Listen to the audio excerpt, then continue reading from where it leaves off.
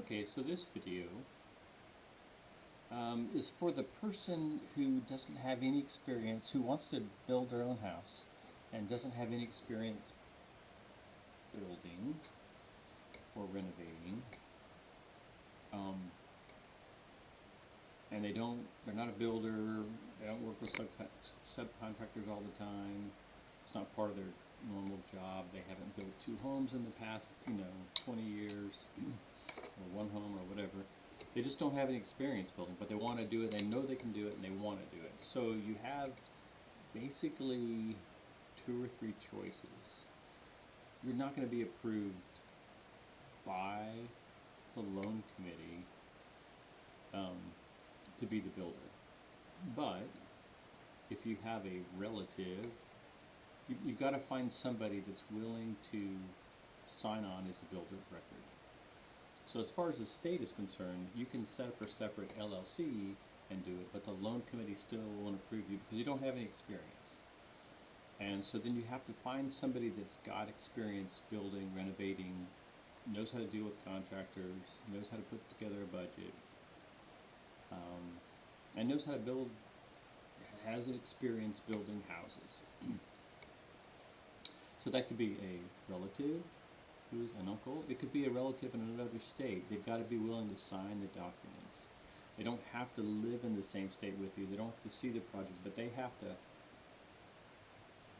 put together the budget. They have to help put together the budget. They have to deal with contractors or teach you how to deal with contractors and deal with the problems whenever you run into problems. Or it can be like, I've had people do it where they get the framer or the foundation person to be the builder of record, and they're signing on that they're going to make sure this house is built, that they'll help you work through all the contractor budget problems. Or you can go to an owner participation builder company, somebody like Built Green. They're out in the Houston area, Built Green Custom Homes. They also go by the name of Owner Built Custom Homes. They're a very good company that does that. They charge between $20,000 and $20,000. I think $24,000 is their minimum now. This is August. This is November of 2023. I think $24,000 is their minimum price, and I think their maximum price is in the $40,000 range. I think it's like $5 a square foot. And if you have them as a superintendent, then the price can go up $1 per square foot. In the Austin area, there's a Built Green Custom Home. There's Built Green Custom Homes of Central Texas, I think. That's Dennis Seltzer. He's a good guy. He's got a lot of experience, a lot of knowledge. And then up in the Dallas area, it's Bob Flores. He doesn't do lots of homes, and he doesn't actually charge a whole lot. He charges, I think his fee is around $12,000, and he has all the contacts and he knows who the good contractors are and all that, and he makes you go to get all the bids. He tells you, go talk to so and so and get some sheetrock bids, get some plumbing bids, that sort of thing. You go do the work, and you become, he trains you to be a builder for your first home.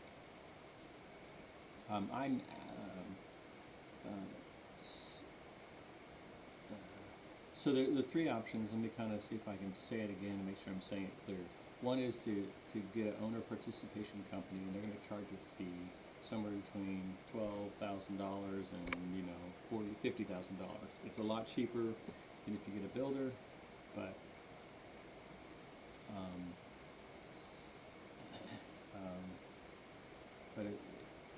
they do charge a fee. The other one is to have one of your main contractors, like your framer or your foundation guy or somebody like that, sign on as the builder of record. They've got the experience, and they're signing on for liability. They're basically going to make sure you build the house. That's their job. I've seen it do, sometimes they want to get the foundation project or the framing project, they want to get the different things, and somebody will be willing to be the kind of superintendent or the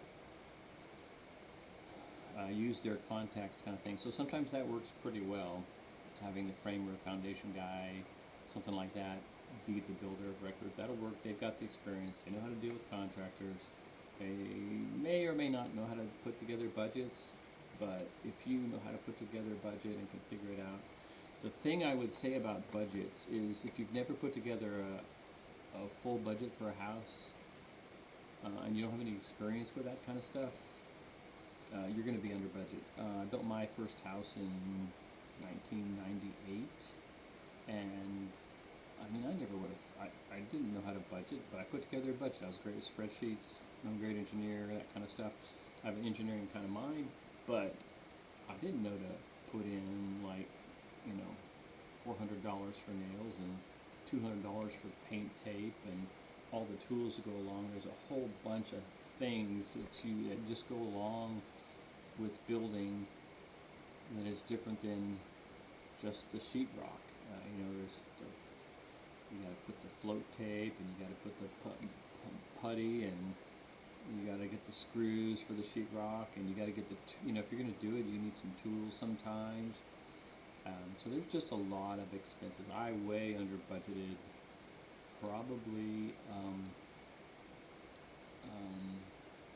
about 20 or 30% under budget, and that can be a problem.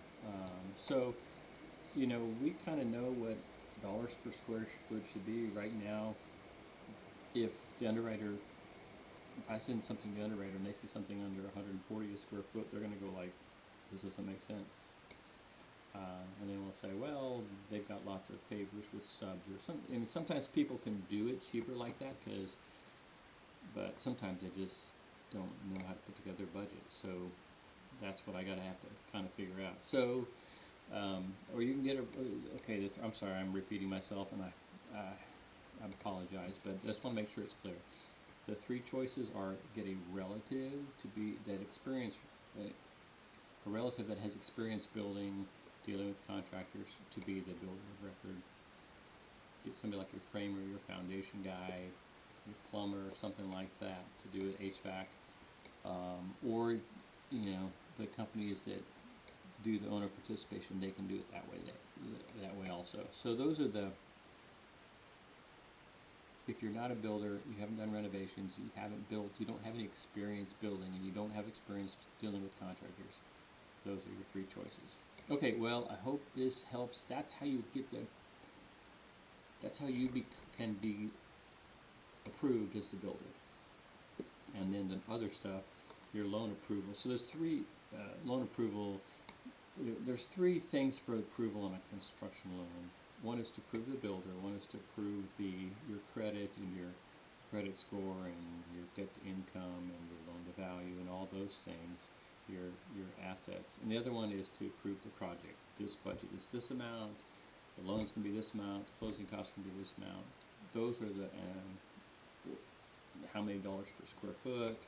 All those numbers. Is this project going to work? Because the construction lender doesn't want the project to fail.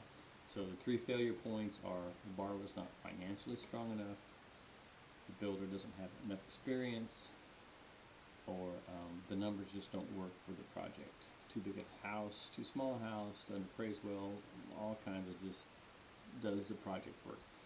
So hopefully that gives you an idea if you're motivated and you want to do it. The other thing I would say, I built a home in 1998. As I said before, it was a 3,200 square foot house, 2-story in Magnolia, Texas area, and it turned out really well. I lived in it for 22 years about. It was a great house. I didn't really want to sell it, but it just didn't fit for us, and we needed a 1-story for me and my wife, and needed something kind of farther out of town. Town had kind of grown into us, and I needed to get out of the city. It was just too city for me, and I needed a little bit more land. So that's what we did. We ended up moving. I'm building another house right now, and I'm all in the middle of it, and so it's still a challenge. It's it's a lot of work, and but it's worth it, and it does take a long time. It took me 3 years to build my first house, and part of that was because I did a lot of the work myself, or my wife, or family, or whatever. And then part of it was I just had a job, and I had to kind of do both, and it just took longer. This time, I'm building again. I'm going to do some of the work myself. I'm going to hire out a lot of the work, most of the work, and so I am in the middle of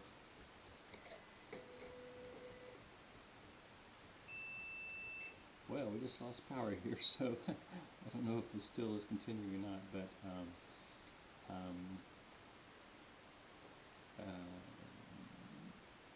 so I'm in the middle of that project right now, and maybe some of the stuff I put on the channel will tell my story, and there are a lot of details as before, and I'm trying to keep on track with the budget and make sure it makes sense. So it's a good way to go. It does take a lot of work, and